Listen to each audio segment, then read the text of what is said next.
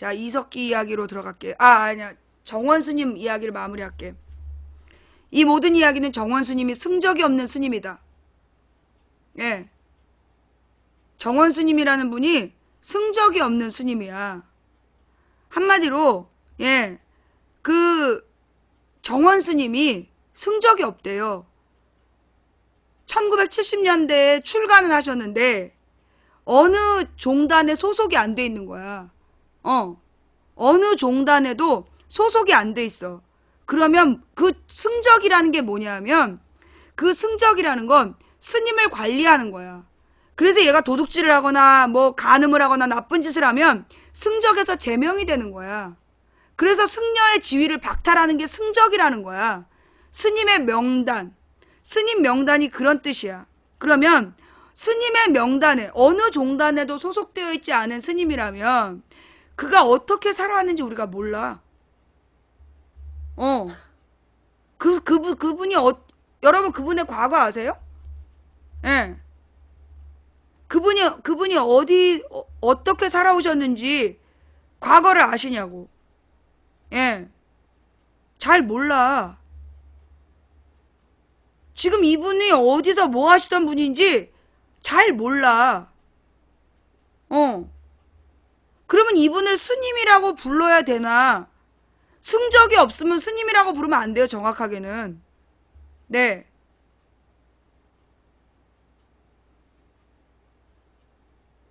승적이 있어도 나쁜 짓 한 놈들을 하지. 그런데 그 나쁜 짓이 그 종단에 고발이 되면 승적 박탈돼. 예. 그래서 그게 이 승적이라는 거예요. 뭐, 그분이, 내가 지금 정원수님이 나쁜 짓 했다는 얘기가 아니라, 현재 그분이 승적이 없어. 그럼 그러니까 나한테 정원수님이 어떻게 살아오셨는지, 내가 나한테 계속 정원수님 분신했다는 사람들한테 그분이 과거에 어떻게 살았는지 보내달라. 아는 사람이 없어. 그분이 태어나서 1970년에 출가한 뒤에 무슨 일을 하셨는지 인증 사진을 보내라고. 공식적 기록을 보내. 그러면 믿어줄게. 예. 나는 내 이런 말해서 죄송한데 스님이라는 일, 내가 그랬잖아 지난번에. 자 여러분, 내가 뭐 정원 스님한테만 딴 얘기를 하는 게 아니라 사람들이 박사요 교수라고 부르는 사람들, 그 사람이 박사라고 불려질 때는 자기 분야에 대한 얘기할 때만 박사라고 불려져야 돼. 교수라고 불려지려면 대학에 소속되어 있어야 교수라고 불리는 거야. 근데 대학에 소속되지 않았는데 교수라는 이름 쓰면 난 안 된다고 봐. 그건 비공식적 명칭이야. 응? 박사라는 말도 무슨 박사냐고. 어디서 딴 박사야. 만약에 이 사람이 딴 박사가 무슨 공학 박사인데 그 사람한테 역사를 물어보면 돼, 안 돼? 안 돼. 그 사람은 역사에 대해서는 박사가 아닌 거야. 공학 박사가 얘기했으니까 이 역사가 진짜다? 이건 그 누구야? 대장학문과 치질 치료하는 의사한테 이빨 치료하라는 거랑 똑같은 거야. 원래 인간은 치하고 동물의 이를 이빨이라래. 대장암과에서 똥꼬파던 손으로 내 이빨 치료해달라는 거랑 똑같은 거라고. 그런 것처럼 나는 승적이 없는 스님은 스님이라고 부르면 안 된다고 봐요. 예. 승적이 없는 스님은 스님이라고 부르면 안 돼. 그게 내 첫 번째 생각이고, 그 다음에 두 번째, 이분이 굉장히 이제 그 열정으로, 예. 이분이 굉장히 그 마음의 그 분노, 사실 지금 막 분신하고 싶은 사람이 한둘이겠어?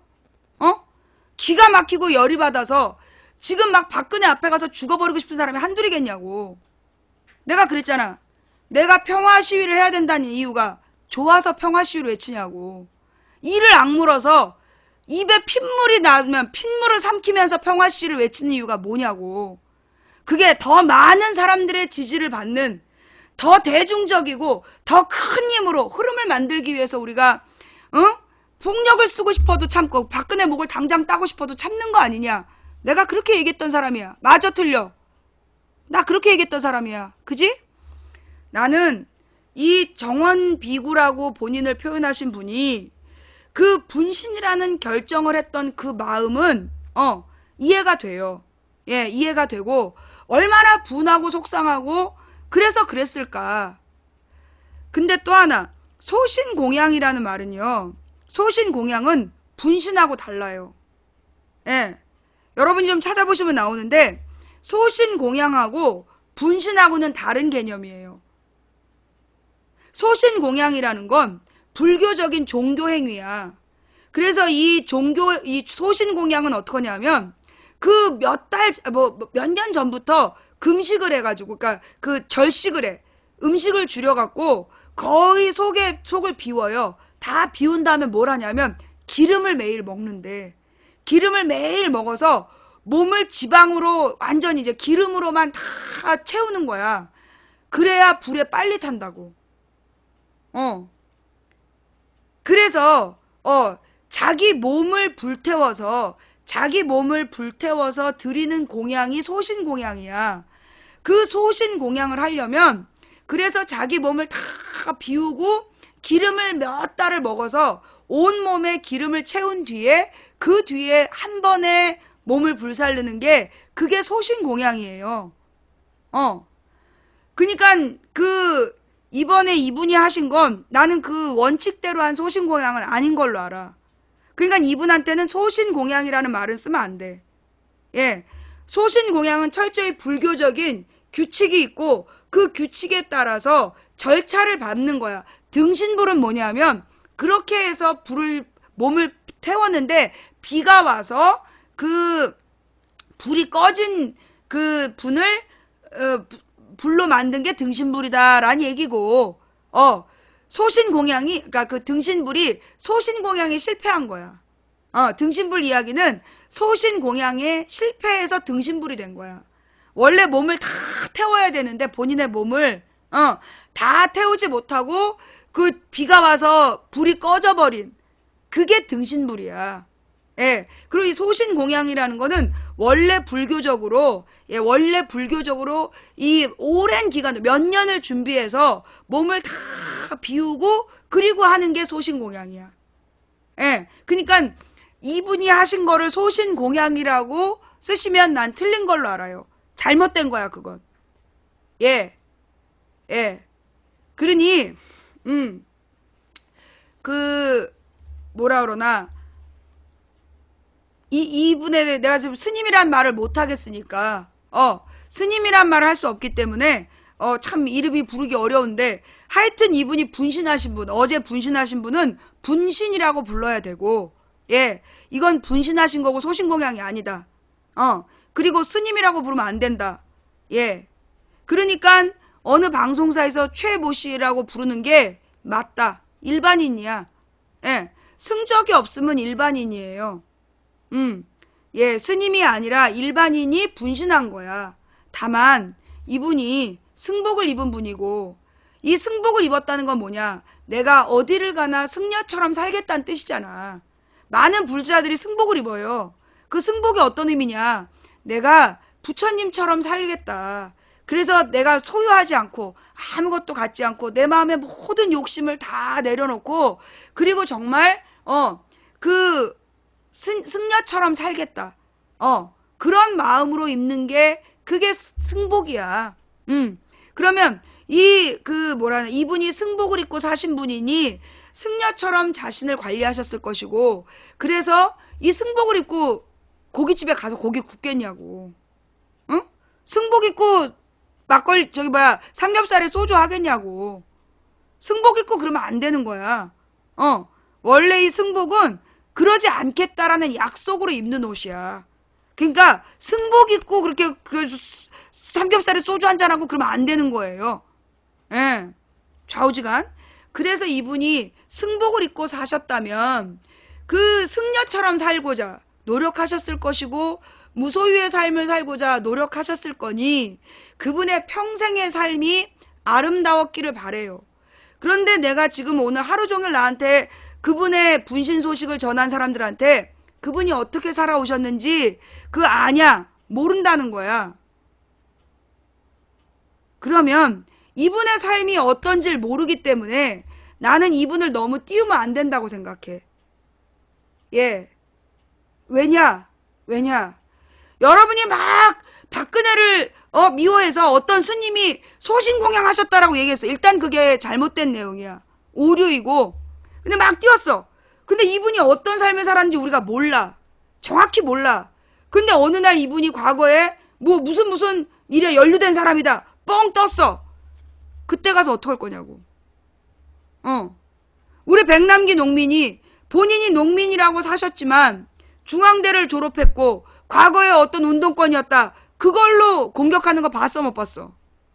백남기 농민이 본인이 농민의 삶을 살았고 농사 짓는 사람인데 그분이 과거에 운동을 했다고 운동권으로 부르잖아. 쟤네들이 농민이 아니라는 거야. 농민들의 죽음으로 표현하지 말라고 얘기하잖아.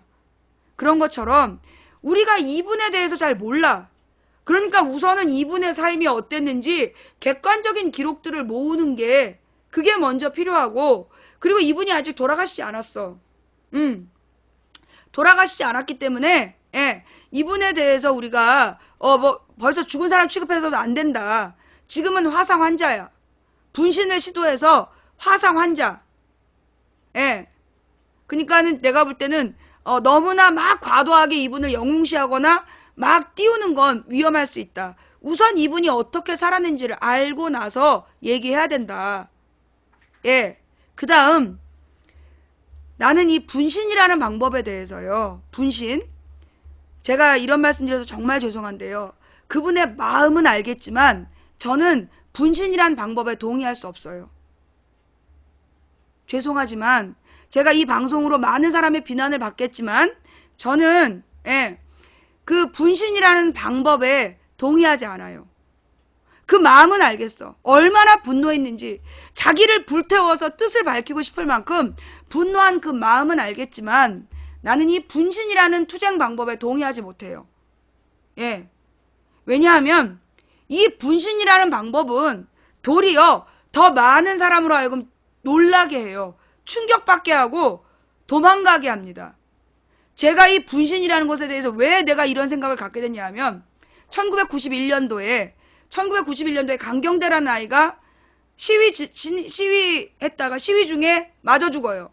얘가 그 경찰봉인가에 맞아 죽어. 방패에 찍혀 죽는 거야. 그래가지고 막 그 시위가 일어났어. 근데 그때 또 하나의 여학생이 시위 진압이 돼서 죽는 거야. 2명의 학생이 죽으니까 그때 막 분신이라는 걸로 나도 죽여라 이러면서 분신의 정국이 만들어져. 그러니까 막 다들 열받아가지고 청년들이 그때 그들의 그 무력에 맞설 방법이 분신밖에 없다. 그래서 막 분신을 한 거야. 그래서 분신이 10몇 번인가? 21번인가가 일어나. 그래 분신이 계속 되는 거야. 그러면 어떻게 되냐? 원래 그 전에 분신 전에 대대적이고 대중적으로 모여들던 운동이 막 분신이 10몇 번이 일어나니까 멈춘 거야. 온 나라가 충격에 빠지는 거야.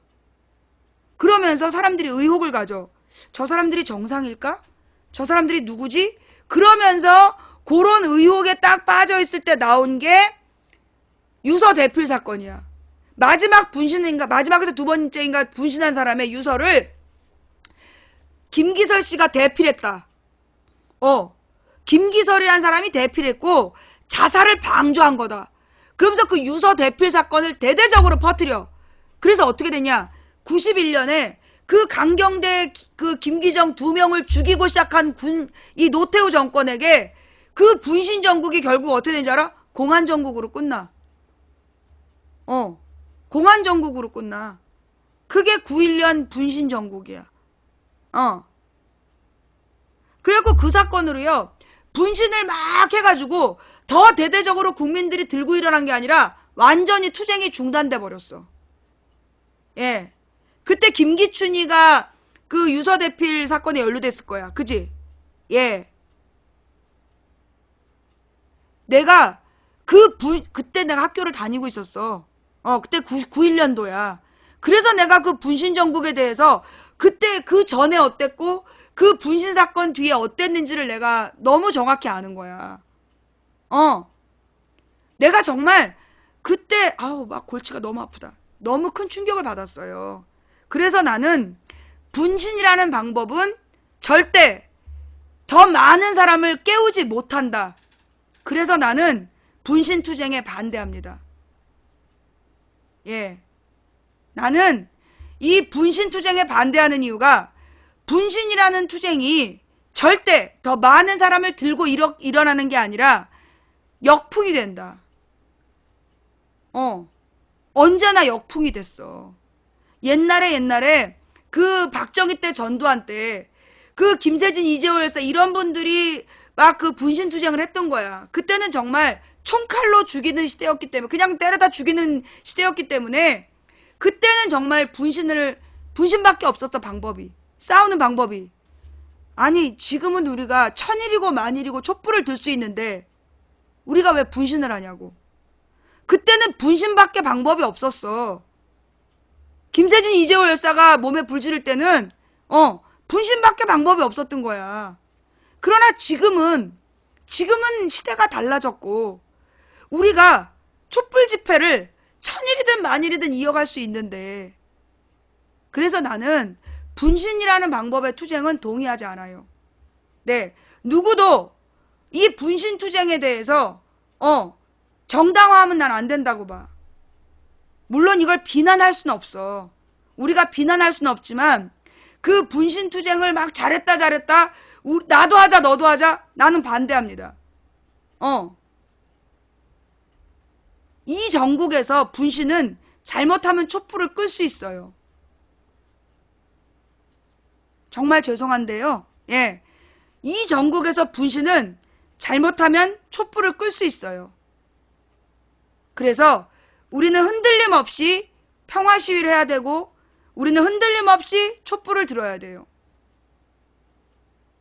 이게 내가 정원 스님에 대해서 정리하는 말입니다.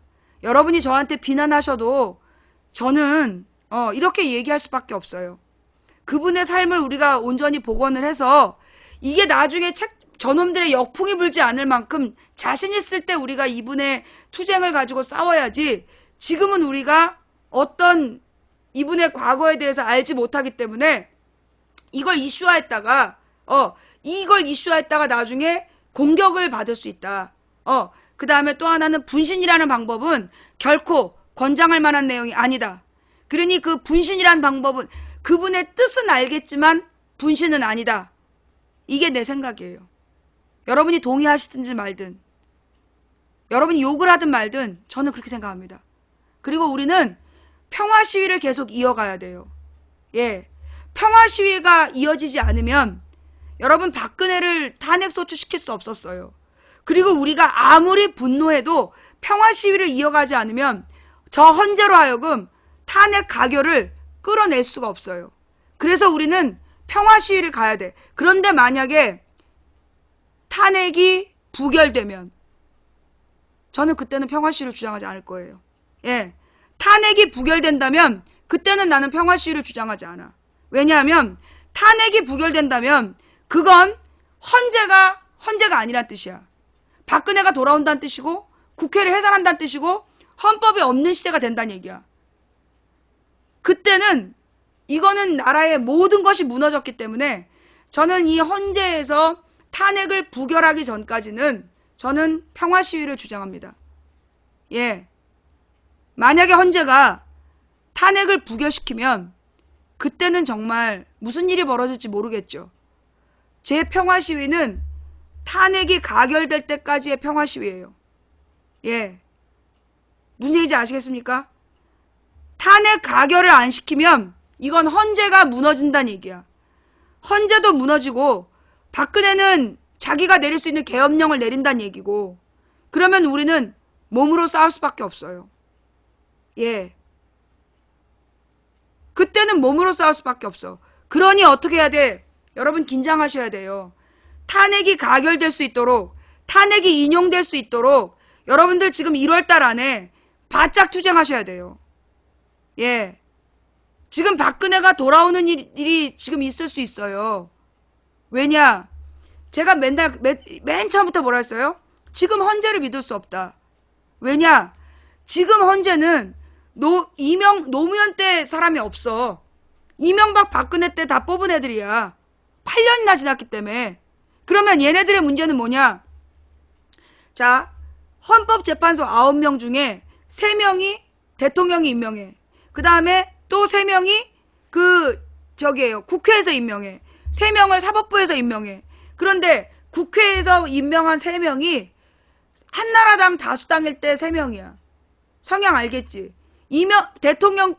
대통령이 임명한 3명은 이명박 박근혜가 임명한 3명이야. 그러면 9명 중에 6명이 새누리당 영향력 하에 있는 사람들이야. 6명이 탄핵에 찬성하지 않으면 탄핵이 안 된다고. 그래서 내가 처음부터 탄핵 주장하지 마라. 탄핵은 위험하다. 헌재로 가서 헌재가 탄핵한다는 보장이 없다. 내가 분명히 얘기했잖아. 그런데 전직 헌법재판관이 나와가지고 지금 헌재에서 탄핵할 수 있다. 그것도 신속하게 할 거다. 그 말을 하는 바람에 그때 야당 의원들이 뭐랬냐면 정치적으로 박근혜를 하야시키려고 하고 있었어. 정치적으로 하야시키면서 이 문재인이 뭘 요구하고 있었냐면 네 후사를 인정해주겠다. 너 나중에 대통령 물러나면 너 재판을 회부하지 않겠다. 그러니까 스스로 물러나라. 그거 협의하고 있었다고. 그런데 그 신속 정확하게 헌재에서 탄핵할 거라고 그 사람이 그렇게 얘기하는 바람에 국회에서 더 이상 그런 정치적인 노력을 할 수 없게 된 거야. 그래서 어쩔 수 없이 탄핵 바람이 부른 거야. 11월 말에. 그래서 내가 그랬잖아. 내가 탄핵을 찬성한 게 언제? 탄핵 소추를 찬성한 게 11월 말이야. 그때까지 내가 계속 반대했던 게 뭐였냐면 그 사람 말, 헌법재판관 나오기 전까지 내가 탄핵 반대했어. 근데 그 헌법재판관이 나와서 그렇게 얘기를 하는 바람에 더 이상 탄핵을 반대할 수 없게 된 거야. 그래서 내가 그러면 탄핵 소추하자. 그런데 진짜 탄핵 소추가 되면 그게 진짜 싸움이다. 그게 지금 얘기한 거라고. 자, 그래서 문제는 뭐야? 그런데 그 헌법재판관이 탄핵 소추된 다음에 뭐래? 오래 걸린대. 헌법재판관들을 믿고 탄핵 소추하라고 그랬던 그 할아버지가 이제 와서 말이 달라졌어. 탄핵 소추 사안이 너무 많아가지고 오래 걸린다는 거야. 6개월 이상 갈 수 있대. 자, 5천만이 촛불 들어도 박근혜가 물러나지 않을 거라고 얘기한 사람이 누구야? 그런 말 하면서 촛불 들 필요 없다. 즉 그 얘기하고 싶은 거지? 너 블랙이야. 너는 다시 우리 방송에 블랙 풀어달라고 요구하지 마. 이름 외워야지. 시대정신 공감. 자, 이게 촛불 들 필요 없다는 얘기하는 것들이 5천만이 촛불 들어도 자진하야 안 한다. 그 얘기하는 거야. 예. 좌우지간 우리는 촛불을 들었고 평화적인 촛불을 들었고 탄핵 소추를 이끌어냈어. 자, 그런데 지금부터가 중요한데 여러분 우리 맨 처음으로 돌아가봐. 탄핵 처음에 주장한 게 누구야? 처음부터 끝까지 탄핵을 외친 게 누구야? 종편이지. 채널A TV조선이지. 두 번째로 누구야? 새누리당이지. 잘 생각해봐. 탄핵을 먼저 외친 게 종편이랑 새누리당이야. 세 번째로 박근혜야. 왜 종편 새누리당 박근혜가 탄핵하라고 했어? 이유가 뭐야? 걔네는 탄핵이 준비돼 있었던 거야.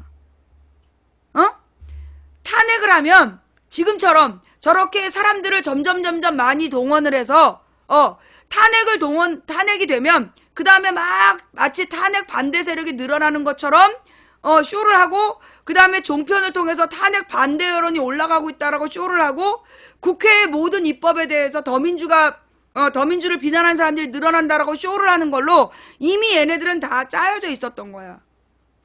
스토리가 다 짜여져 있었던 거야. 그래서 내가 진짜 싸움이 시작됐다 그랬잖아. 그런데 우리 진보 세력은 이미 탄핵 소추된 걸로 끝난 줄 알아. 너무 유유자적해. 촛불 집회도 더 이상 나오지 않아. 이제 50만밖에 안 나왔어. 그런데 지금 쟤네들이 뭐라고 주장하냐. 박사모가 지네 100만 나왔대. 언론이 뭐라 했어? 이 탄핵을 찬성하는 촛불은 10,000명 나오고 탄핵 반대하는 게 3만 명인가 나왔다라고 지금 경찰이 그렇게 주장하고 있잖아. 이게 뭐냐? 얘는 지금 짜놓은 스토리대로 가는 거야. 지금 짜놓은 스토리대로 가는 거지. 아주 조직적으로. 그래서 매일 헌재 앞에서 1인 시위를 해. 그리고 매일 4, 50명이 집회를 하는 거야. 탄핵 반대 집회. 옛날에 노무현 탄핵 때는 탄핵 반대 집회가 날마다 있었어. 지금 그때처럼 얘네들이 날마다 탄핵 반대 집회를 한다니까? 우리는 탄핵하라는 거잖아. 근데 탄핵하라는 집회가 없고 탄핵 반대 집회를 쟤네가 날마다 해. 이게 뭔지, 진짜, 여러분. 그런데 매주 금요일마다 뭐라고 나오냐면, 헌재에서 신속한 국민의 뜻에 따른 신속한 결론을 내겠다.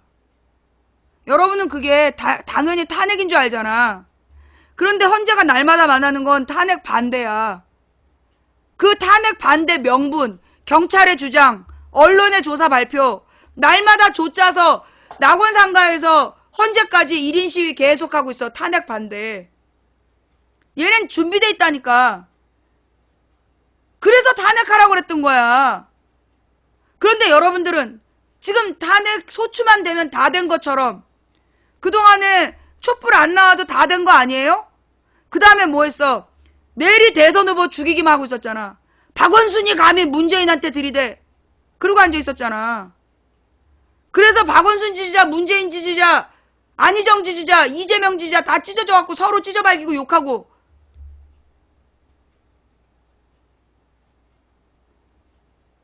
쟤는 그걸 노린 거야. 왜 탄핵을 노렸나? 쟤네가 탄핵을 시키면 이 일이 벌어질 줄 안 거야. 탄핵이 되면 조기 대선을 해야 되고, 그러니까 조기 대선 지지자별로 찢어져서 싸울 거다. 그때 자기네들은 탄핵 반대 운동을 하는 거야. 그래서 탄핵 반대 여론이 더 많다. 착각을 불러일으키는 거야. 그래서 걔네가 처음부터 탄핵을 주장한 거야. 몰랐죠? 왜 몰라? 내가 계속 그랬잖아. 내가 결정적인 시기에 대선을 앞두고 대선 지지자별로 찢어질 거다. 그게 우리의 가장 큰 문제다. 이미 내가 작년부터 얘기했지. 그 다음에 탄핵 반대할 때 내가 다 얘기했던 거야. 지금이 바로 그 상황이야. 지금, 그러니까 여러분의 문제는 뭐냐면, 뭐, 망치 부인님 사랑해요, 존경해요, 막 이러면서 내 말을 띄엄띄엄 들어. 내 말을 아주 띄엄띄엄 들어. 그래가지고, 내가 했던 말을, 별로 들은 척을 안 해.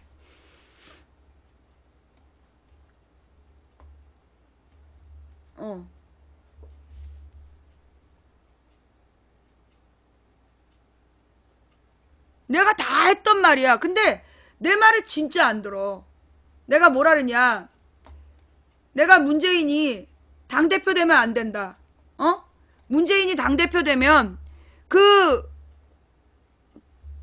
친문 대 반문으로 당이 갈라지고 쪼개져서 나중에 문재인 책임져야 된다. 그래서 문재인을 당대표 만들지 말라.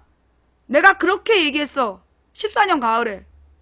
그런데 기어이 15년에 문재인을 당대표를 만들었어.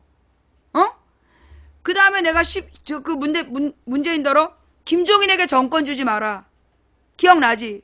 김종인은 성향상 이 사람 이 권력을 독점하려는 사람이기 때문에 권위적인 사람이라서 이 사람한테 전권을 주면 안 된다. 그런데 그때 문재인 지지자들이 별알배 그러면서 전권을 줬어. 왜? 김종인이 자기한테 전권 안 주면 안 온다 그랬어. 그래서 김종인을 띄우면서 전권을 준 거야. 내 말 2번 안 들었어. 그 다음에 총선 때 호남 가지 마라. 문재인이 호남을 어차피 지금 지는데 호남을 안 가서 지면 안 가서 졌다는 핑계가 된다. 그러면 갔으면 이길 거라는 반론이 그건 증명 불가야. if이기 때문에 고구려가 통일했다면 똑같은 거야. 문재인이 안 가고 진다면 그건 안 가서 졌다라는 핑계가 되고 갔다면 이겼다라는. 그러면 그 말로 문재인이 부활할 수 있지만 가서 지면 내가 그 말 분명히 했지. 내가 4월 7일인가 했어. 내가 그 말 분명히 해. 가서 지면 호남에 가서 지면 그 책임은 문재인이 가서 졌다가 된다. 본인이 다 져야 된다. 그러면서 내가 또 뭐라 하냐면 가지 마라. 가면 대선 과도에서 자기 발등을 찍을 일이 생긴다. 나는 분명히 얘기했어. 그런데 그때 나더러 내가 문재인을 씹어먹겠다는 얘기만 했다. 그러면서 문재인 지지자들이 지랄 연병을 하면서 기어이 호남 끌고 가. 그런데 그 호남을 왜 가게 된 거냐면 김한길의 덫이었어. 김한길이 바로 며칠 전에 문재인은 호남에 오지도 못한다. 그러면서 약을 올린 거야. 그러니까 그 문재인 밑에 있는 이 그 패권주의자들이 그런 말에 자존심이 상한 거야. 그래서 문재인 보낸 거야. 그거 김한길의 덫이야. 김한길이 놓은 덫이야. 김한길이 주성경 시켜서 정청래 약 올려가지고 공갈 발언 이끌어내고 문재인 최고위원회 망가뜨린 것도 덫이었고, 문재인이 오지도 못하지 않냐. 그게 덫이었어. 뭘 아는 거야? 문재인 밑에 있는 패권주의자 애들의 그 또라이 정신을 아는 거야. 그걸 이용한 거야. 그래서 호남으로 부른 거야. 결국 호남으로 갔고 광주 전멸됐잖아. 그 책임은 온전히 문재인이 져야 되는 거야. 내가 그때 가지 말라 그랬어. 자, 내가 3번 얘기했어. 내 말 안 들었지? 마지막으로 내가 작년 8월, 16년 8월에 당대표 경선할 때 추미애 시키지 마라. 추미애 시키면 안 된다. 그 최고위원회가 전부 다 친문위가 됐기 때문에 당대표라도 추미애 시키지 마라. 그때 나더러 김상곤 대변인 마누라라서 추미애 반대한다고. 그래서 내가 냅뒀어. 그래. 내가 그때 문재인은 정말 안타깝지만 문재인은 대통령이 안 되겠구나. 그때 내가 접은 거야. 추미애 잘하잖아요. 뭘 잘하는데? 뭘 잘하는데? 지금 추미애가 뭘 잘하는데? 나한테 추미애 왜 미워하세요? 그러고 말 걸었던 여자가 어제 와가지고 왜 그렇게 이재명 미워하니? 내가 뭐라 했어? 추미애가 당대표 되면 문재인에게 도움 안 되고 이재명 띄울 거다. 내가 분명히 얘기했지. 실제로 추미애가 당대표 되자마자 이재명을 대선 후보 만들었어. 지금 40%가 추미애 때문이냐? 추미애 때문에 떨어질 뻔한 거 지금 다른 의원들이 우상호가 잘해서 40%지 추미애가 잘해서 40%야? 너 추미애지. 블랙이야. 내가 어이가 없어서. 좌우지간 이 추미애가 내가 추미애 당대표 시키지 말라 그랬어. 추미애가 당대표 되면 당대표부터 최고위원회가 전부 친문이라 이 더민주에서 경선에 받자다. 한마디로 더민주에서 경선에서 문재인이 당대표가 돼도 감동이 된다 안 된다?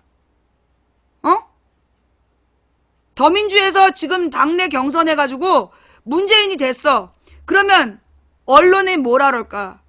불공정 경선으로 문재인이 후보됐다. 그렇게 말할까 안 할까? 망부 정말 재수없다. 아니 정말 재수없는데 왜 펜딱지 달고 있어. 블랙이야.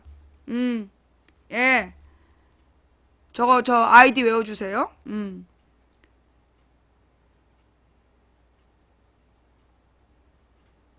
여러분 생각해봐요. 지금 더민주에서 문재인이 후보가 됐어. 언론에서 뭐라 그럴까? 종편에서? 결국 친문 일색인 더민주에서 불공정 경선으로 문재인을 후보 만들었다. 그러면 국민들이 찍어주겠냐 안 찍어주겠냐? 생각을 해봐. 머리 위에 달고 다니는 걸 모자 쓰는 용도가 아니면 생각을 해보라고.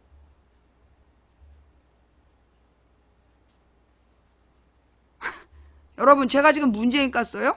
야, 너 국정원이야? 스피커 없어? 여러분 제가 지금 문재인을 깠어요? 이거 봐. 얘네들이 이런 식으로 말을 돌리는 거야. 그리고 지금 문팬에 가서 또 내 욕하겠지. 내가 언제 문재인을 깠어. 내가 니네들보다 문재인 더 사랑해. 내가 더 인정하고. 너네가 지금 문재인을 죽음의 길로 간 거 아니야. 몰고 간 거 아니야. 지금 6,000명이 넘게 들었어. 5,000명이 넘게 들었어. 어디서 문재인 깠단 개소리를 해.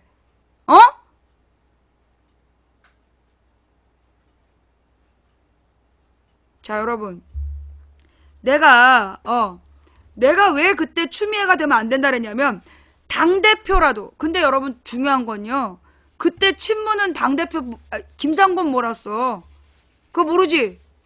문재인의 독수리 오영재는 김상곤 밀었다고. 추미애 되면 안 된다고. 그거 몰라? 그러니까 너네가 가짜 문재인 지지자야. 저것들은 가짜 문재인 지지자예요. 추미애 지지자이지 절대 문재인 지지자가 아니야. 왜 그랬냐? 그 문재인의 독수리 오용재 나은 거야.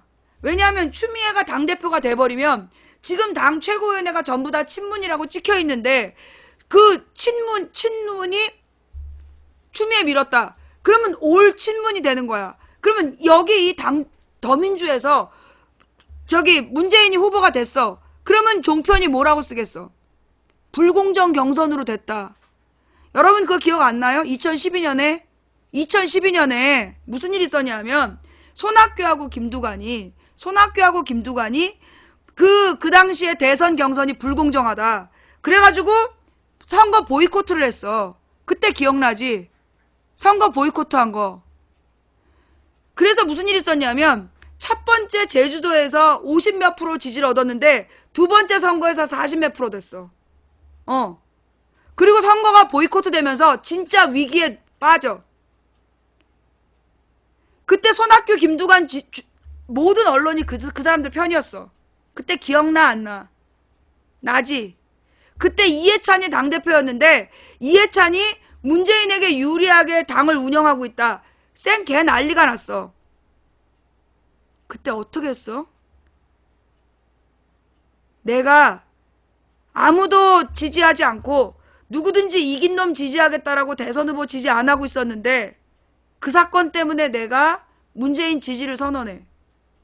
그러면서 내가 손학규 지지자들, 김두관 지지자들에 대해서 문제 제기를 하고 기억나 안 나?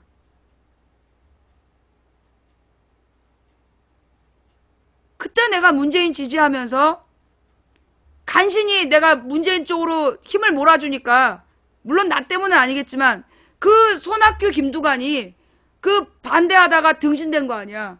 내가 쌍욕하는 바람에. 그때 그랬어 안 그랬어? 내가 이것도 망상병인가? 이것도 또 문재인 팬들이 또 나한테 망상병이라고 그럴 거야? 그래도 내가 분명히 얘기하는데 그때 그 당시에 문재인이 그 당 경선이요. 대선 경선이 중단돼 있었어. 그리고 모든 언론이 손학규, 김두관 편을 들었어. 기억나지? 내가 그때 손학규, 김두관을 쌍욕을 하면서 경선이 계속돼야 한다. 그리고 내가 문재인 지지를 해. 그래서 손학규, 김두관이 그대로 쪽도 못 쓰고 문재인이 5월 1등 하면서 끝나게 되는 거야. 우리 한번 다시 조사해볼까요? 나더러 문재인 지지자들이 내가 문재인 선거운동하다 감옥 갔대. 그래 그게 망상병이래. 우리 다시 한번 투표 한번 해봅시다. 진짜 그렇게 생각하는지.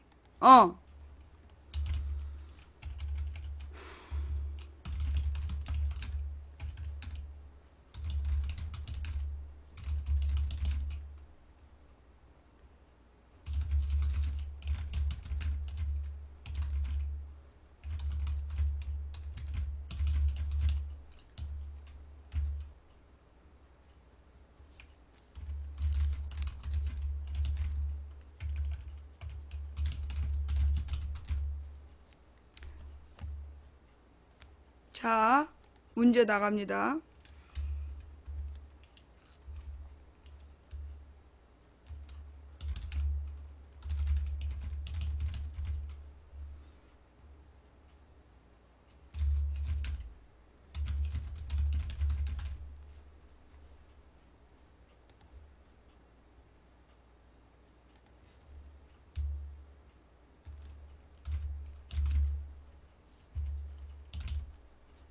뭐지?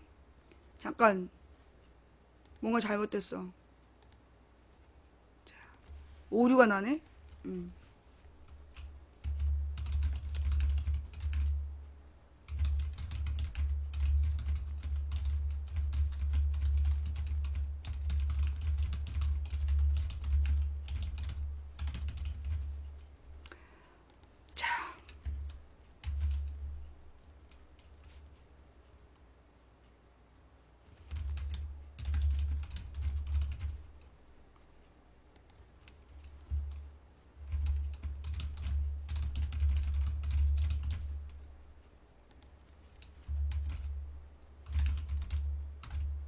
그냥 3번 없어.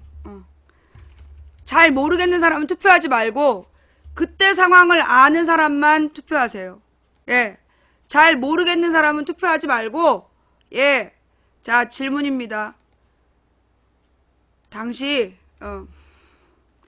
2012년 대선 당시, 망치 부인이 문재인 지지하다가 감옥 갔다는 주장은 사실인가, 망상병인가? 여기에 대해서 그때 사실을 아는 사람만 답을 하시고요. 첫 번째, 사실이라고 생각한다. 1번. 2번. 번호를 참, 원래 1번, 2번이 나오더라. 1번은 사실이라고 생각한다. 예. 그 다음에 두 번째는, 망상병이라고 생각한다. 우리 방송이 원래 2번이 많이 나오는데, 자, 어떻게 되는지 한번 봅시다. 투표 시작. 잠깐만요. 문재인 지지자들의 본심이야. 3분 동안 투표할게요.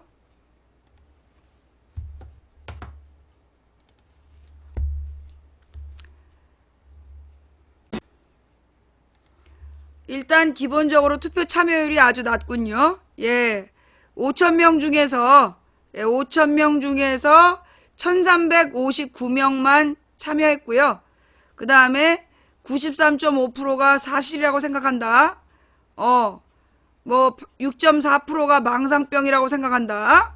5,000명 중에서 87명. 예. 나머지 4,000명은 잘 모르겠다. 그런 얘기군요. 예. 알았어. 당신들의 마음을 알았어. 나머지 4,000명은 잘 모르겠다는 거지? 그러니까는, 신경 쓰고 싶지 않다, 이런 거잖아. 자, 알았어요. 예. 맞지, 뭐. 예. 어쨌거나, 그 당시 상황을 아는 사람들이 3,000명이야. 근데 그 중에, 오늘 이제 이 참석한 거는 1,390명이면, 절반 정도 참석했다는 얘기잖아? 그죠? 예. 그때 그랬어. 그러면서 내가 문재인을 지지하면서 대구 가고 부산 가서 문재인 지지자들 모아내고, 그래서 대구 부산 갔다 올라와서 그 다음 주 금요일날 구속되는 거 아니야. 구속될 수 없는 사안으로. 이제까지 나를 구속시킨 범죄로, 사안으로 구속된 사람이 없어.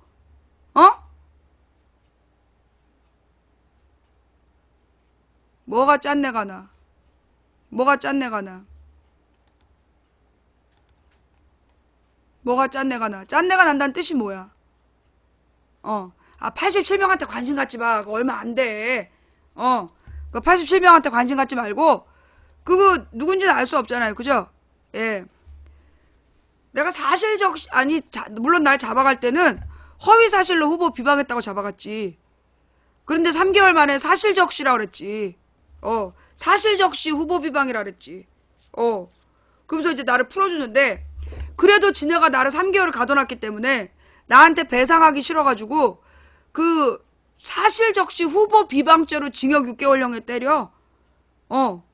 그래서 내가 사실적시 후보 비방죄로 징역형에 처해진 유일한 사람이야.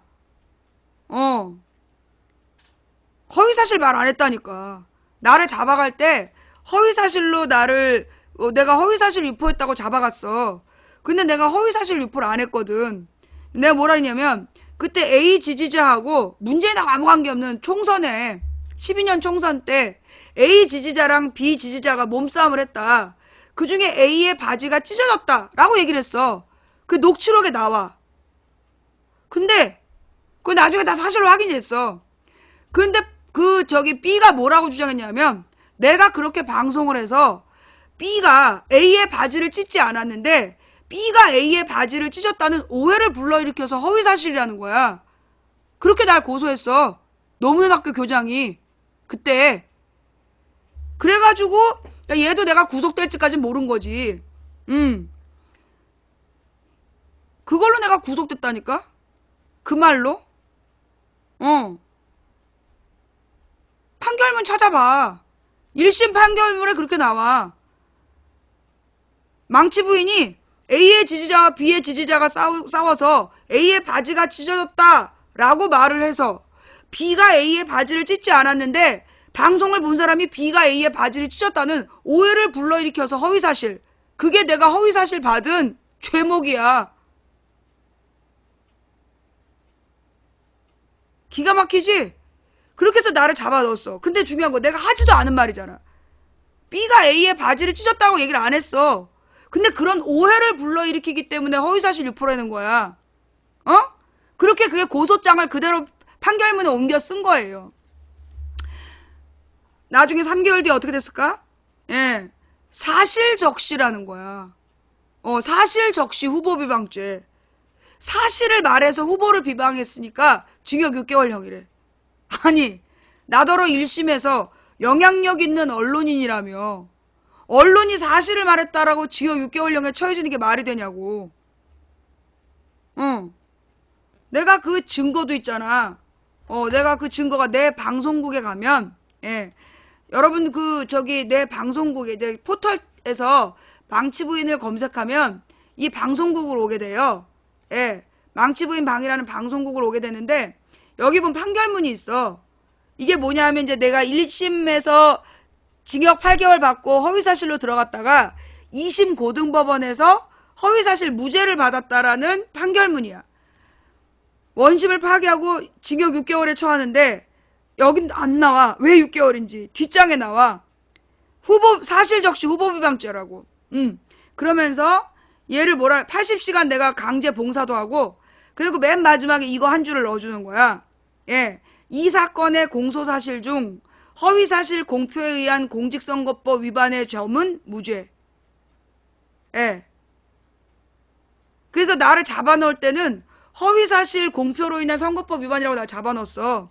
근데 풀어줄 때 사실적시로 후보 비방했다고. 그러니까 내가 한 모든 말은 사실이라고 법원이 인정해 준 거야. 그러면 이때 왜 잡혀갔냐? 내가 이걸 가지고 그 12명의 변호사한테 물어봤어. 그 12명의 변호사가 다 비웃으면서 내가 이제 1월 15일에 내가 법정 구속될 것 같다는 내가 감을 가지고 있었기 때문에 근데 내가 기소된 건 저거밖에 없었어. 근데 변호사 12명한테 다 물어본 거야. 나 이걸로 구속되는 거 아니냐. 그러니까 다 비웃으면서 설사 유죄가 나오면 모욕죄로 50만 원 정도 나올 수 있다. 근데 이걸로 구속되면 신문 난다 그랬어. 구속되고 신문 났죠. 다 비웃으면서. 왜냐하면 내가 사실만 말했기 때문에 허위사실로 구속을 시킬 수 없다는 거야. 아니 그러니까 사실만 말했기 때문에 사실로 사람을 구속시킬 수가 없다. 근데 나 구속되고 신문에 났잖아. 네이버 1등도 했을걸 그때? 네이버 1등도 했어 그때. 그게 12년에 있었던 일이야. 그런데 지금 문재인 팬들이 나더러 망상병이래잖아. 내가 그러니까 그때 왜 잡혀갔냐면 문재인을 지지하지 말았어야 됐어.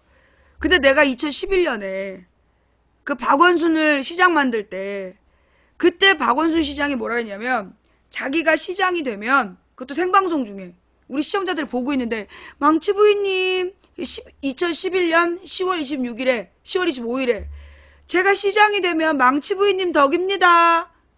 생방송으로 그랬어. 그래서 내가 아차 큰일 났다. 그래서 내가 10월 27일에 개표 딱 방송 보고 그리고 방송을 접은 거야.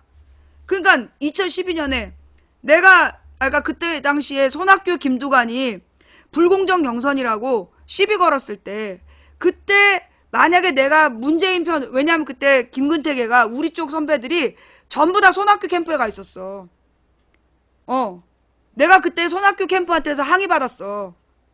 그때 그 당시에 내가 이제 김근태 캠프에 있던 사람들이 전부 다 손학규 캠프로 간 거야. 12년에. 근데 내가 손학규하고 김두관이 문제 제기한 거에 대해서 반대란 거지. 되게 세게 반대하면서 그때 손학규 지지자를 찾아내. 그래서 그 사람의 과거 영상을 가지고 이 사람 뭐 이상한 사람이다. 그리고 그 동네 사람이 아닌데 서울 중구 사람이 지역에 가서 그 울산인가 어딘가에 가서 물병을 던진 거야. 그걸 찾아내. 그래서 보여줘. 그러면서 손학규 지지자들이 조직적으로 경선을 방해한다는 내가 논리와 명분을 만들지. 그래서 결국 손학규 김두관 쪽이 완전히 수세로 몰리게 돼. 우리 방송에서 내가 그런 명분을 얘기하니까 우리 방송 시청자를 그 명분으로 밀어붙인 거야.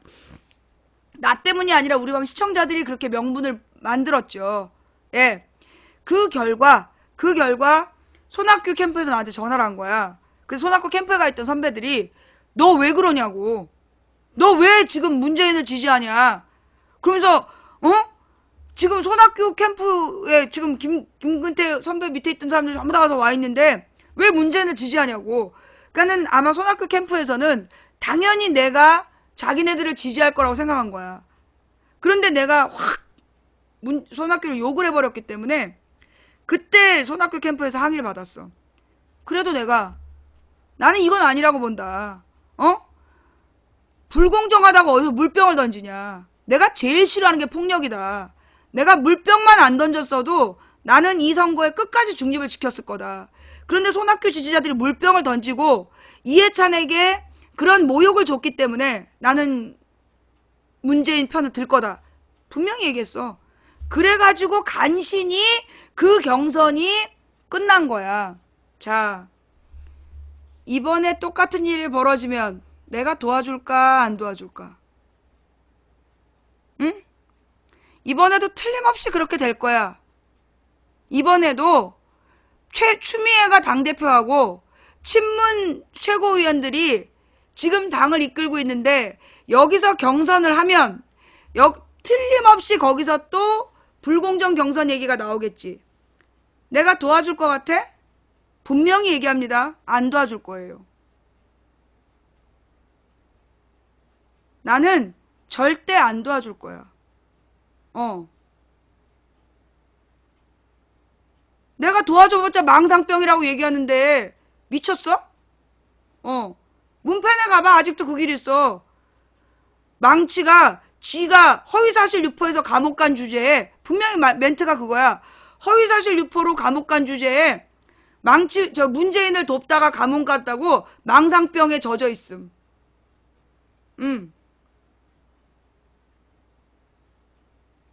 그게 문펜에 나와 있는 글이야. 예. 진짜 망상병 심하다? 예. 지금 나더러 지금 망상병이라고 얘기한 거지? 하루블루. 내가 그 방 보고 있는데 너 지금 나더러 망상병이다라고 얘기한 거지? 아, 망상병이란 말이 심하다. 아, 망상병이란 말은 심하다. 하여간 그랬어. 그래서 나 안 도와줄 거야. 그 다음에 내가 그랬잖아. 2012년에 평행이론이 있어. 2012년에 평행이론. 뭐냐 하면 내가 그때 전당대회 때 한명숙을 만들면 안 된다. 총선 지고 대선 진다. 계속 그랬는데 기어이 그때 문재인 팬들이 한명숙을 후보 만들었어. 당대표 만들었어. 그 다음에 내가 고소를 당했고, 그 다음에 또 뭐가 있었냐면, 내가 또 무슨 강연을 가, 경희대 강연을 가. 경희대 강연 가고, 고소 당하고, 그리고 난 다음에 내가 문재인을 편을 들고, 그리고 구속이 됐어. 내가 하여튼 그때 2012년에 그 평행 이론에 대해서 내가 페북에 쓴 글이 있어요. 예. 그래서 내가 그때 2012년이랑 지금 똑같이 벌어지고 있는 거야. 예, 똑같이 벌어지고 있기 때문에 그래서 내가 이번에는 감옥에 안 가려면 문재인을 안 도와야 돼. 내가 이번에 감옥에 안 가려면 문재인을 돕지 말아야 돼. 문재인을 도와주면 내가 감옥에 가. 자, 그렇다면 내가 어느 특정 후보를 도울 거냐? 현재까지 특정 후보 안 정했어. 예. 현재까지는 내가 특정 후보를 안 정했어. 예. 특정 후보를 정하지도 않았고 나는 끝까지 특정 후보 안 정할 거야. 정확하게 얘기하면 나는 선거운동을 할 수 없어. 나는 선거운동을 할 수 없어. 그때 이 사건으로 내가 감옥 갔잖아. 감옥 가고 3개월 살고 나와서 나머지 3개월이 집행유예가 떨어져. 선거법 위반으로 집행유예가 떨어지면 선거를 10년 동안 못해. 응. 그래서 내가 선거운동을 못해. 예. 그러니까 나는 박원순도 지지 못하고 안희정도 지지 못해. 문재인만 지지 못하는 게 아니라 문재인, 박원순, 안희정 누구도 지지할 수 없어. 예. 누구도 지지할 수 없는데 가령 이런 건 있지. 어느 후보에 대해서 허위사실이 유포되고 그래서 어느 후보가 막 고통을 당하고 있다. 그러면 내 성격상 진실을 밝히는 싸움을 하겠지. 그지? 내가 이제까지 늘 그래왔잖아. 언제나처럼 어떤 후보가 위기에 처했어. 가령 문재인이 그때 2012년에 그렇게 불공정하지 않았거든. 그 불공정하지 않은데 불공정하다고 그때 프레임을 만든 거였어. 그래서 내가 그때 문재인을 도우면서 불공정하다는 증거를 가져와라. 결국 불공정하지 않다는 결론이 났단 말이야. 그때 내가 그렇게 문재인이 억울한 일을 당할 때 내가 도와줬잖아. 이번엔 안 도운다는 거지. 이번엔 안 도울 거야. 이번엔 안 도와. 도와주면 큰일 나. 또 잡혀가. 그래서 나는 이번에는 절대로 안 도와줄 거야. 예. 내 도와주면 내가 감옥 간다니까?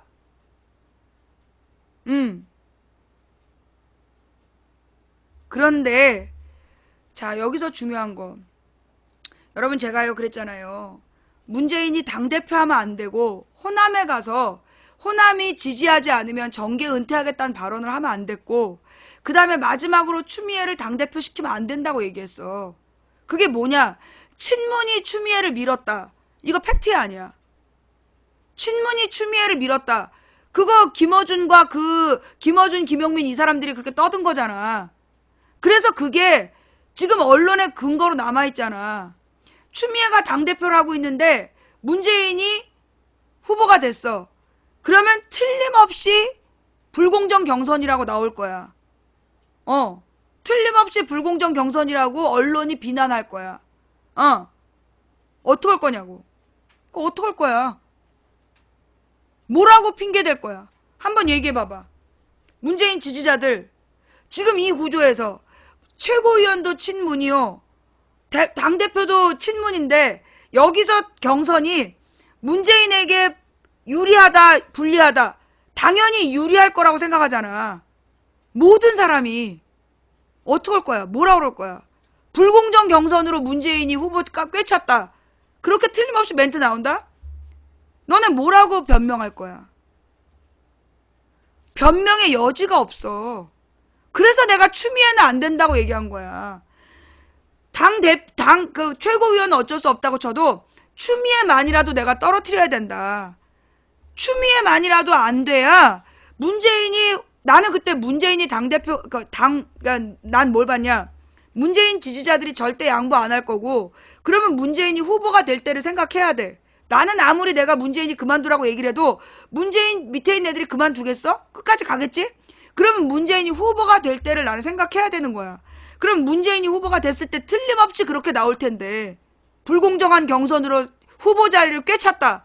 그렇게 선거 때까지 떠들 텐데, 그 말을 막을 수 있는 유일한 길은 뭐야? 추미애를 끌어내리는 거였어. 김어준이 밀은 추미애가 떨어져야, 그래야 문재인이 후보가 돼도 불공정 경선이라는 말을 최대한 막아낼 수 있었던 거야. 근데 너네 나한테 그때 뭐라 그랬어? 김상곤 대변인 마누라라서 김상곤 민다며. 너네 나한테 뭐라 그랬어? 그때 문재인 지지자들 뭐라 그랬냐고. 작년 8월에 가서 찾아봐. 작년 8월에 가서 문재인 지지자들이 뭐라고 썼는지 한번 댓글 찾아봐. 내 유튜브 작년 8월 방송 가서 보고 거기 문재인 지지자들이 뭐라고 댓글 달아놨는지 보라고. 나한테 김상곤 대변인 마누라라서 김상곤 지지한다고 그러고 앉아있잖아. 그래서 내가 그래? 추미애를 뽑았어? 응. 내가 추미애가 된다면 뭐라냐? 차라리 그 세옹지마다 그런 말을 해요. 왜냐? 여러분, 내가 오늘 중요한 비밀 하나 깔게. 내가 뭐라 그랬냐면, 추미애, 지금 더민주가 40%된 거, 그거 추미애 공이 아니다라고 얘기했어. 왜냐면 어떤 애가 추미애가 잘하고 있기 때문에 더민주 지지자가 40%라는 거야. 내가 그 비밀을 깔게. 내가 왜 추미애더러 세옹지마라고 했느냐. 추미애가 흠이 많아. 그지? 욕할 구석이 많고 틀림없이 사고를 쳐. 추미애가. 옛날부터 그랬어. 걔는 굉장히 자기가 신적인 생각을 하기 때문에 무조건 지 맘대로야. 자, 그런데 더민주 안에 간첩들이 있겠지. 더민주 안에 눈치 보고 막 손학규로 갈까요? 어디로 갈까요? 막 이러면서 그런 애들이 있겠지. 그런 등신들 때문에 틀림없이 더민주가 욕먹을 일이 생길 거야. 그지? 그때 더민주가 아니라 추미애계로 욕을 몰면 그게 내가 추미애를 세옹지마라고 얘기한 거야. 이제까지 나는 추미애를 더민주 욕바지로 썼어.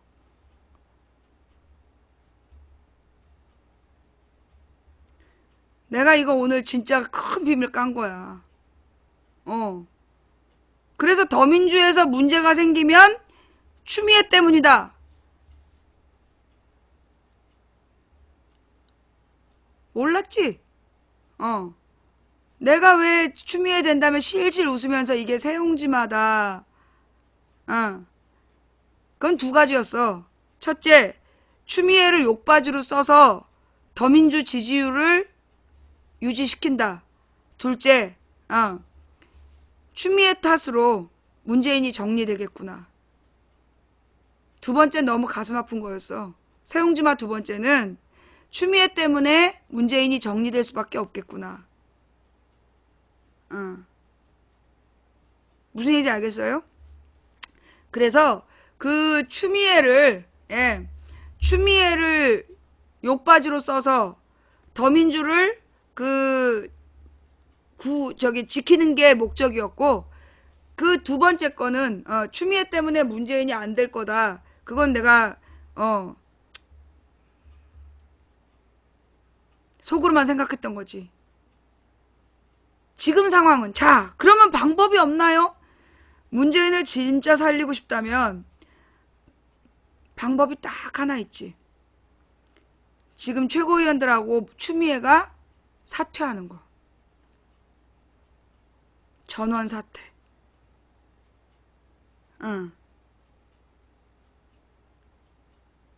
방법은 딱 하나야. 비상대책위원회를 꾸리고, 그 비상대책위원회도 누구냐? 반문으로. 지금 문재인이라는 카드를 살릴 수 있는 유일한 카드가 딱 하나가 있어. 뭐냐 하면 추미애하고 최고위원이 모두 사퇴하는 거야. 모두 사퇴하고 비상대책위원회를 꾸려. 그리고 비상대책위원장 대표를 반문으로 세우는 거야. 그러면 반문으로 세워진 그 비상대책위원장이 선거 과정에서 계속 문재인하고 싸우는 거야. 그러면 이 선거 과정에서 문재인이 굉장히 불리한 환경에서 경선을 치렀다라는 게 이슈가 되겠지. 그러면 문재인이 후보가 돼도 드라마가 되는 거야. 근데 아마 절대 문재인 지지자들이 안 따를 거야.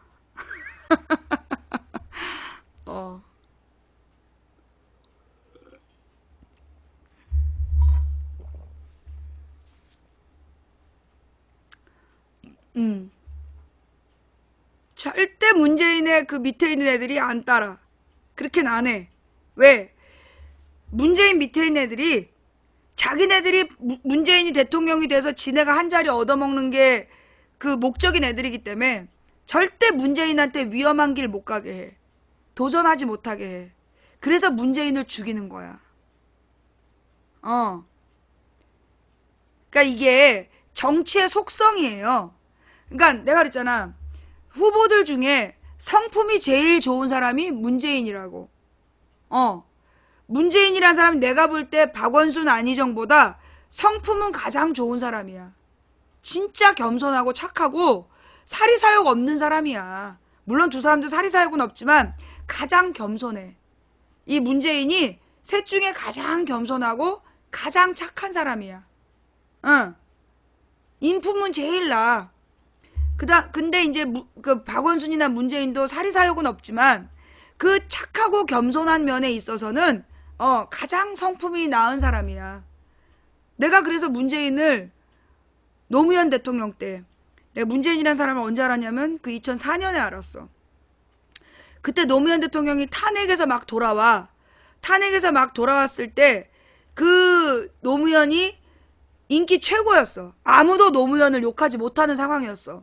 그래가지고 그때 열린우리당 국회의원 개나발들이 진짜 지랄하고 다닐 때 그 젊은 애들이 노무현 팔아가지고 지금 다 딴 데가 있는데 그때 다 지네가 노무현 키즈라고 지랄할 때였어. 그래갖고 아주 그냥 그 교만 방자가 아주 하늘을 찌를 때였는데 세상에 노무현의 최측근 도망간 걸 잡아오고 도망간 걸 잡아왔던 문재인이 너무 겸손했어. 그래서 문재인이란 사람이 정말 겸손하구나. 왜? 최고 권력자의 오른팔인데 너무 겸손했어. 그게 내가 아는 문재인이야. 문재인이 뭐 무슨 이렇게 돈 빼돌리고 나쁜 짓 하고 그럴 사람 절대 아니고 권력을 가지면 교만방자하게 권력을 휘두를 사람 절대 아니야. 진짜 문재인이 비서실장 민정수석 뭐 다 했어. 정무수석. 그런데 진짜 조용하고 절대 자기를 드러내지 않았어. 자기를 절대 드러나지 않고 정말 과로를 하면서 이 모든 걸 노무현의 공으로 돌린 사람이 문재인이야. 그래서 내가 노무현 사람 중에서 인정하는 게 딱 셋이다.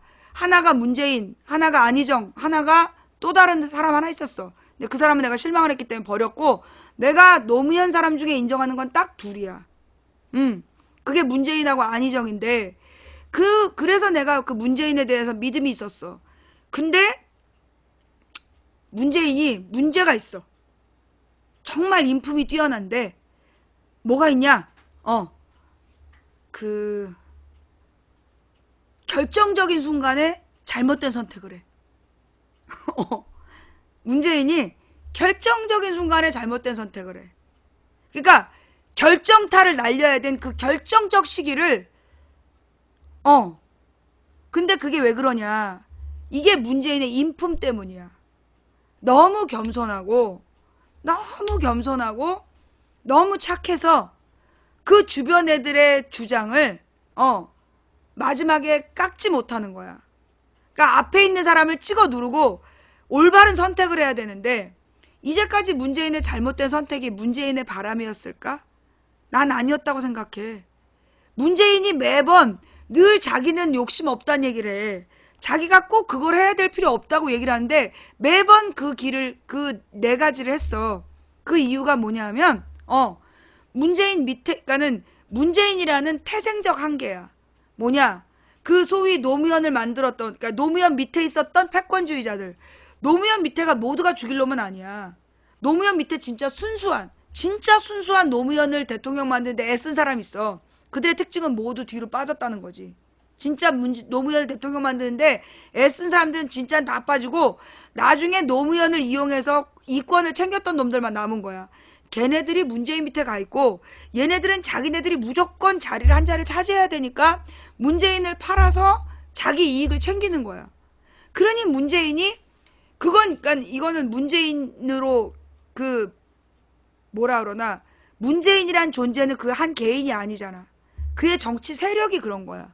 그래서 그 정치 세력이 이제 어떤 문제냐면 내가 2012년에 겪어보니까 얼마나 어이없었냐. 내가 몇 번 얘기했잖아. 내가 문재인 부인이랑 방송을 하기로 했어. 근데 그 문재인 부인이랑 방송을 하기로 했는데 그 방송을 하기로 한 그 팀이 있어. 그 팀을 누군가 그 내부에서 질투를 한 거야. 물론 이 사람들이 한 말이야 나한테. 그래서 그 부인하고 방송하기로 했는데 그 부인의 수행비서팀이 그 사모가 쉬어야 된다고. 그래서 나랑 방송하는 걸 깠어. 그날 당일에 내가 만약에 출발하기 전에라도 얘기를 했으면 출발하기 전이라도 얘기했으면 내가 3,000명을 데리고 방송을 계속 했을 텐데 나한테 전화로라도 알려줬으면 내가 안 가고 방송을 했을 거야 계속. 그런데 그 3,000명이 기다리고 있는데 갔더니 그 사무 수행팀에서 사무가 쉬어야 된다고 방송을 깠다는 거야. 그러니까 다른 일정이 있어서가 아니라 사무가 쉬어야 된다고 일정을 깠다는 거야. 3,000명이 기다리고 있는데. 근데 그 이유가 뭐냐면 이 팀, 소위 이제 망치부인하고 문재인을 방송하게 했던 팀이 자기네들이 지금 견제를 받고 있다는 거야. 자기네들이 지금 견제를 받고 있어서 그래서 지금 이게 까인 것 같다. 라고 얘기를 하더라고. 그게 무슨 얘기냐. 한마디로 지금 문재인이 대통령이 되면 지네들이 다 한 자리를 차지하는데 문재인이 어느 방송을 해가지고 그 방송에 되게 만족해했다. 물론 그때 날 연결했던 애들의 말이야. 문재인 후보가 너무 만족해하면서 다시 방송을 하고 싶다는 거야. 그래서 내가 한번 방송을 했는데 다시 그때 11월 23일인가에 문재인하고 방송이 그것도 나하고 단둘이만 하기로 했어. 처음에 방송했을 때는 그때 유창선 박사님이랑 나랑 둘이 같이 방송을 했는데 문재인 후보 측에서 나하고만 방송하고 싶다 그래서 11월 23일에 나하고만 방송을 하기로 잡아놨어. 그런 상태에서 내가 11월 16일에 잡혀 들어간 거야. 근데 그때 나하고 둘이 방송을 하기로 잡은 그 사람이 뭐라 했냐면 하여튼 그 문재인 후보가 그 방송을 하고 만족감이 높았다. 왜냐면 그때 5,000명이 봤거든. 우리 방송으로 5,000명이 보면서 막 문재인에 대해서 바람이 부는 그런 상황이었어. 그리고 되게 만족한 거야. 그리고 내가 질문한 거에 대해서 만족했고. 그래서 문재인 후보가 나랑 방송하고 싶다 그래서 11월 23일에 잡아놓고 내가 잡혀 들어간 거야. 근데 그때 내가 느낀 건 뭐냐. 이게 그때 느낀 문재인 캠프의 문제였어. 대통령이 될 가능성이 있는 사람이었기 때문에 그 밑에 있는 사람들은 누군가 눈에 뜨면 자기 자리가 사라지는 거야. 그래서 누구든지 뜨는 애를 잡는 거야. 그리고 내가 옛날에 2006년에 김근태 대선 캠프에 있어봤어. 그 김근태 대선 캠프에서 나도 그런 비슷한 경험을 한 거야. 누가 너무 잘하잖아. 정을 맞아. 너무 잘해서 그 김근태라는 사람이 좋아하잖아. 그러면 바로 공격이 들어가. 그걸 내가 경험을 한 거야. 그래서 내가 그러니까 김근태 캠프는 안 됐구나. 그리고 12년에 문재인 캠프를 보니까 문재인 캠프도 같더라는 거지. 그게 뭐냐면 그 캠프에 있는 사람들이 자기 밥줄이 달린 거야. 그러니까 문재인 후보를 대통령 만드는 것보다 지 자리를 지키는 게 중요해서 서로 싸우는 거야. 그리고 자기를 드러내려고 사고를 치는 거야. 그래서 벌써 두 가지 사건이 일어난 거야. 김진표 문자 사건이랑 김진표 문자 사건이랑 이번에 그 문건 사건. 김진표 문자 사건이랑 그 개헌론 문자 사건이 문건 사건이 그런 문제야. 뭐냐면 어떻게든지 자기를 드러내려는 사람들이 경쟁을 하다 보면 누가 그걸 찔렀겠어. 누가 그걸 언론의 이슈로 만들었겠어. 내나 내부자들이지. 개헌 문건 사건이나 그게 누구야? 정 의원, 정 국회의장, 정세균 국회의장 비서가 했다. 그거 다 내부에서 찌르는 거 아니야. 그런 거야. 그러니까 그게 정치의 속성이야. 그러니까 문재인이란 사람이, 문재인이란 인간이 잘못돼서가 아니라 문재인이 가장 대세이기 때문에 그 밑에 쓰레기들이 모여있고 그 쓰레기들이 서로 경쟁하다 보면 결국 문재인의 가치를 갉아먹는 거야. 그래서 문재인이 될 수 없는 거야. 그 다음에 가령 그때 문재인이 박근혜하고 그 대선 토론할 때 그게 이제 자기가 결정권을 가진 상황이었거든. 그때 마지막 순간에 결정을 못 하잖아. 그래서 박근혜가 개소리할 때 아니 국정원 여직원 댓글을 달았다는 증거는 없는 걸로 나왔지만 그 말을 물고 늘어졌어야 됐어. 노무현이나 안희정이었으면 물고 늘어졌어. 그 말 안 넘어가. 박근혜가 막 제가 안 되니까요 막 이런 개소리 한 다음에 국정원 여직원이 댓글을 달았다는 증거도 없는 걸로 나왔지만 성폭력 범죄자들이나 하는 강금을 하고 미행을 하고 만약에 노무현이나 안희정이었으면 그 상황에서 잠깐만요. 지금 후보님 국정원 여직원이 댓글을 달았다는 증거가 없다고 얘기했는데 제가 알고 있는 보도에 어떤 보도도 공식적으로 없습니다.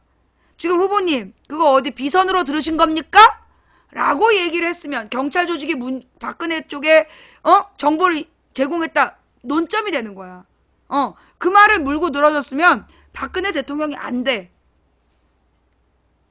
노무현이나 안희정이었어 그렇게 했을 거야. 근데 문재인은 그때 눈에 뭐가 보이는 줄 알아? 박근혜에 대한 연민. 박근혜를 불쌍히 여겼어. 그러니까 자기가 저 무식한 여자를 계속 이렇게 밀어붙여도 되나. 마지막에 망설이더라니까. 나는 그걸 미리 봤어. 내가 6월 달에 문재인이 대통령이 될 수 없다는 선언할 때 2012년 6월에 그래서 내가 문재인을 안 돕고 있었지만 문재인은 결정적인 순간에 적장에 목을 못 친다. 그거 2012년 6월 말쯤 방송했을 거야. 찾아봐. 내가 2012년 6월 말에 뭐라고 얘기를 하냐. 문재인이 대통령이 될 수 없는 이유는 노무현처럼 마지막 순간에 적장에 목을 베야 되는 순간에 문재인은 그걸 못한다. 그래서 대통령이 될 수 없다. 그 얘기를 내가 12년 6월에 해. 그게 12년 10월 16일, 12월 16일 날 여러분이 본 장면이고. 그러니까 문재인은 싸움꾼이 아니야. 문재인은 싸움꾼이 아니야. 그래서 적장에 목을 칠 수가 없었던 사람이야. 워낙 성품이 훌륭해서 후보는 되지만 후보로서 이기지 못하는 거야. 그게 문재인의 문제점이야. 자꾸만 쓸데없는 얘기해서 내가 너를 일단 블랙을 걸고 왜 네가 주장하는 사람이 안 되는지 설명할게.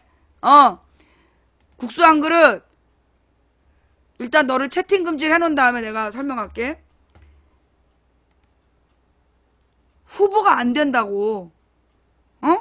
후보가 돼도 성품의 문제 때문에 아무도 안 찍어준다고.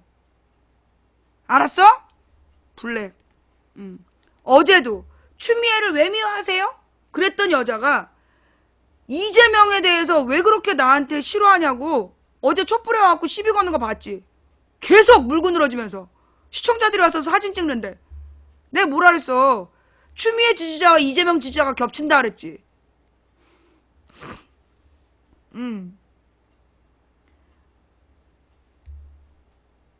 선거 때 녹음 파일 풀리면 어떡할 건데. 선거 때 종편에서 하루 종일 그거 녹음 파일 틀어대면 어떡할 거냐고. 선거 때 가서 고소한다. 고소해봤자 20일 안에 조사도 안 돼. 그거 선거법 위반으로 처리하는데 선거 끝나고 6개월쯤 지나서 처벌돼. 선거 기간 동안에 녹음 파일 계속 틀어대면 그거 어떻게 막을 거냐고.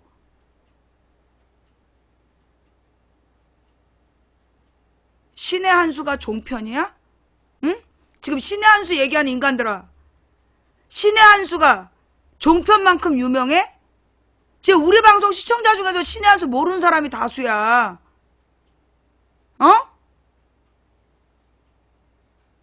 채널A, TV조선, MBN, YTN에서 하루 종일 녹음 파일 풀어지면 그 누가 감당할 거냐고. 신의 한 수에서 풀었기 때문에 걱정 없대. 너 등신 아니야? 머리 모자 쓰려고 달고 다녀?